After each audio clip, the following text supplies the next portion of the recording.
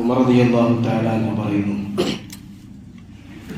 കുന്തു ഫീ മസ്ജിദി റസൂലില്ലാഹി സ്വല്ലല്ലാഹു അലൈഹി വസല്ലം, ഞാൻ ഹബീബായ നബി സല്ലല്ലാഹു അലൈഹി വസല്ലം തങ്ങളുടെ പരിശുദ്ധമായ മദീന പള്ളിയിൽ ഇരിക്കുകയായിരുന്നു.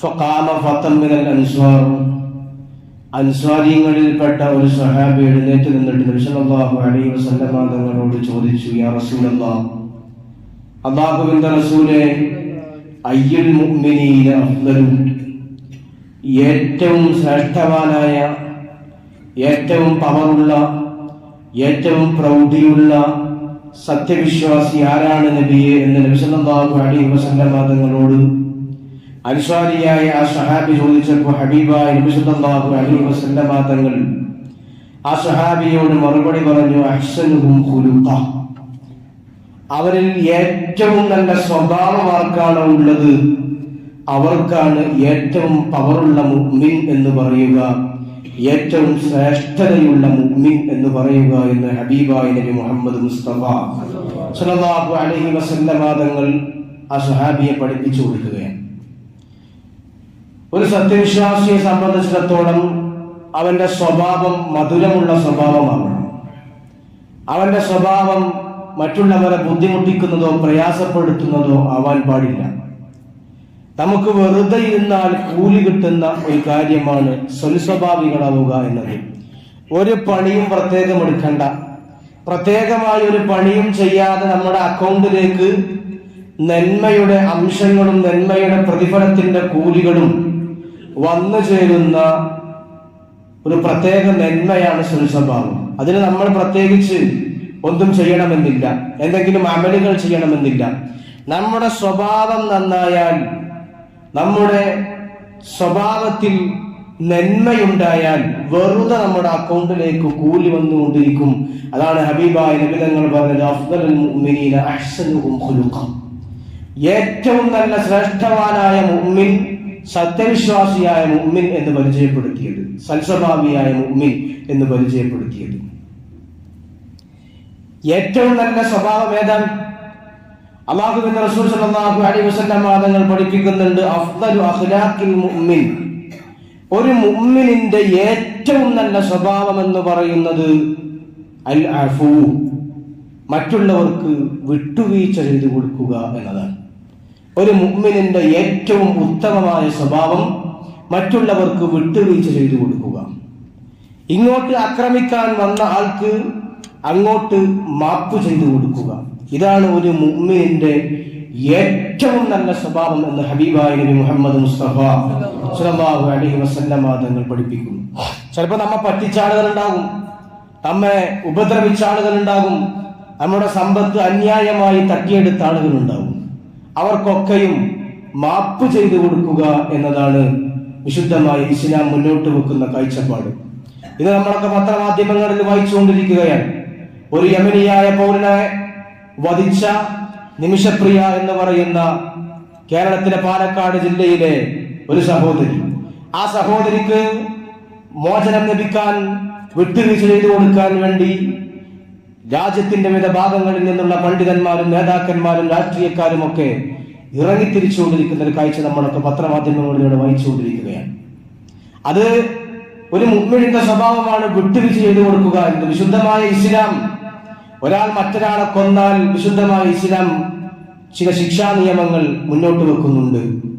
വിശുദ്ധമായ ഇസ്ലാം പറയുന്നു, ഒന്നല്ലെങ്കിൽ അന്യായമായി ഒരാൾ മറ്റൊരാളെ കൊന്നാൽ അവനെ തിരിച്ചു കൊല്ലണം, അല്ലെങ്കിൽ കൊല്ലപ്പെട്ട വ്യക്തിയുടെ കുടുംബക്കാർക്ക് അവർ മാപ്പ് നൽകി പകരം ദയാധനം എന്ന് പറയുന്ന ബ്ലഡ് മണി, ദിയാധനം എന്ന് അറിയപ്പെടുന്ന ബ്ലഡ് മണി സ്വീകരിക്കണം.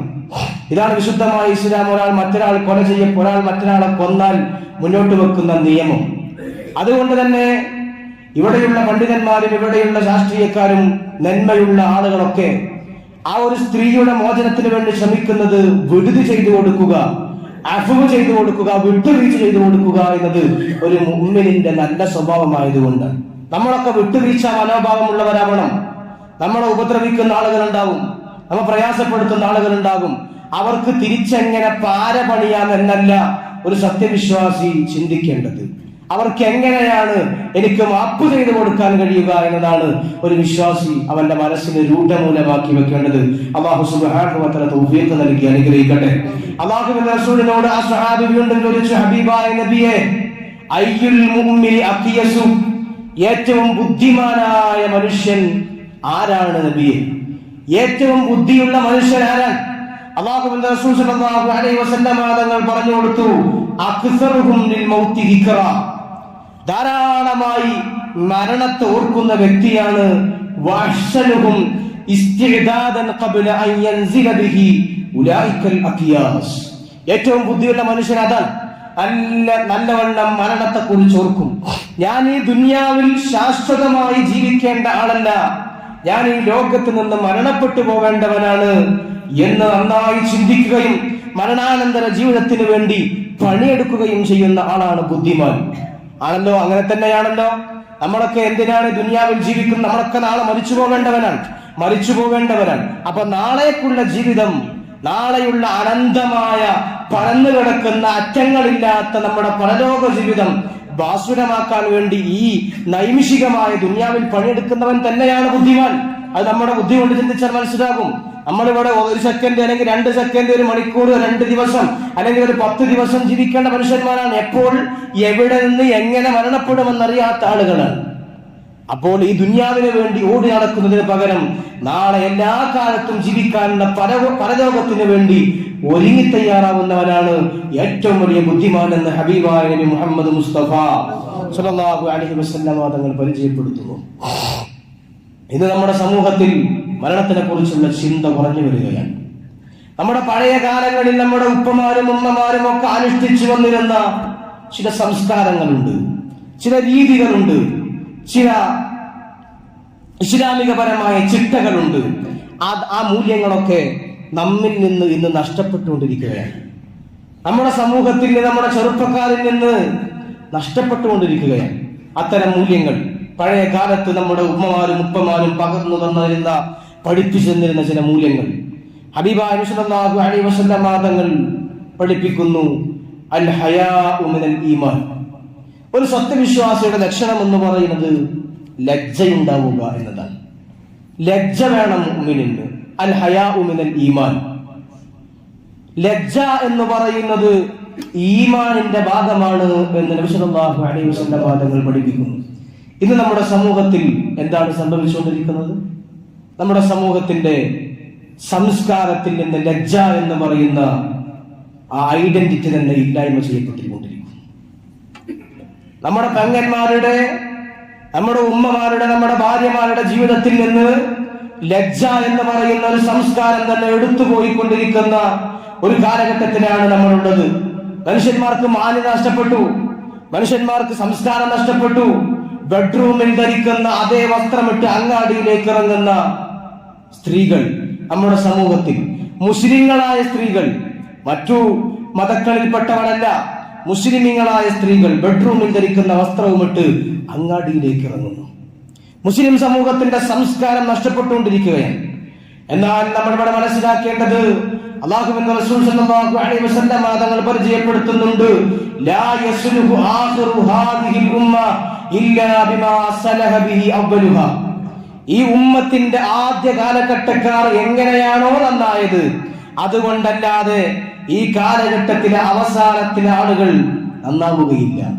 ഈ കാലഘട്ടത്തിന്റെ ആദ്യക്കാർ, നമ്മുടെ ഉമ്മത്തിലെ ആദ്യക്കാർ, നമ്മുടെ മുൻഗാമികൾ ഏതൊരു കാര്യം കൊണ്ടാണോ ലോകത്ത് വിജയിച്ചിട്ടുള്ളത്, അതുകൊണ്ട് അവസാന കാലഘട്ടത്തിൽ വരുന്ന ആളുകൾക്ക് വിജയിക്കാൻ കഴിയുമെന്ന് അല്ലാഹുവിന്റെ റസൂൽ സല്ലല്ലാഹു അലൈഹി വസല്ലം തങ്ങൾ മുന്നറിയിപ്പ് നൽകിയിട്ടുണ്ട്.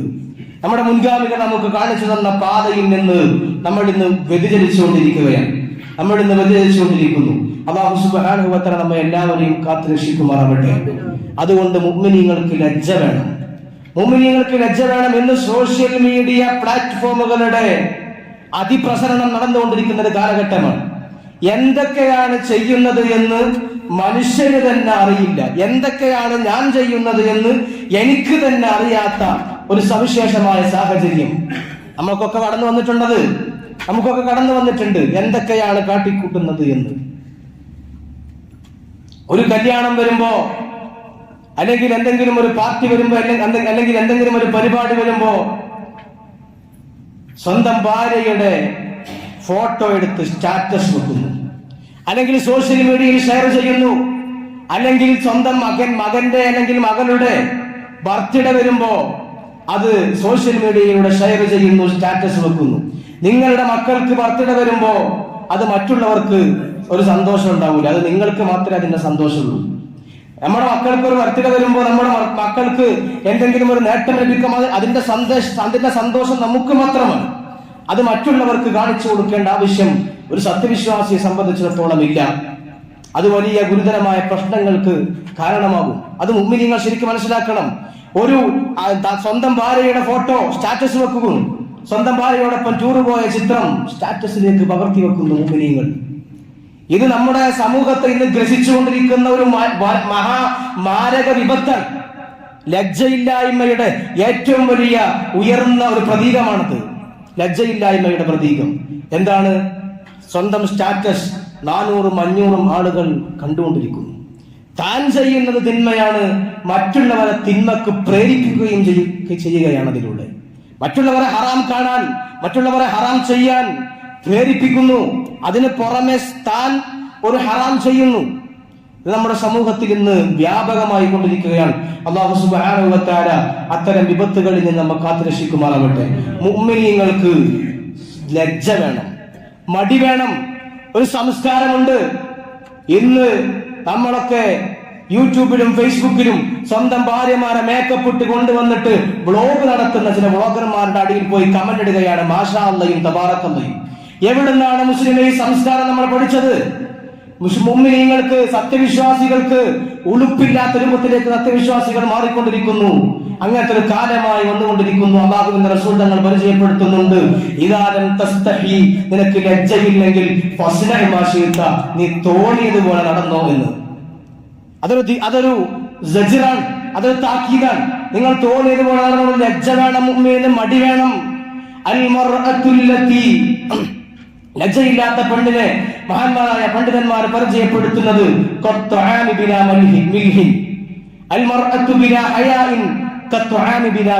ഉപ്പില്ലാത്ത ഭക്ഷണം പോലെയാണ് ലജ്ജയില്ലാത്ത പെണ്ണ് എന്ന് മഹാന്മാർ പരിചയപ്പെടുത്തുന്നു.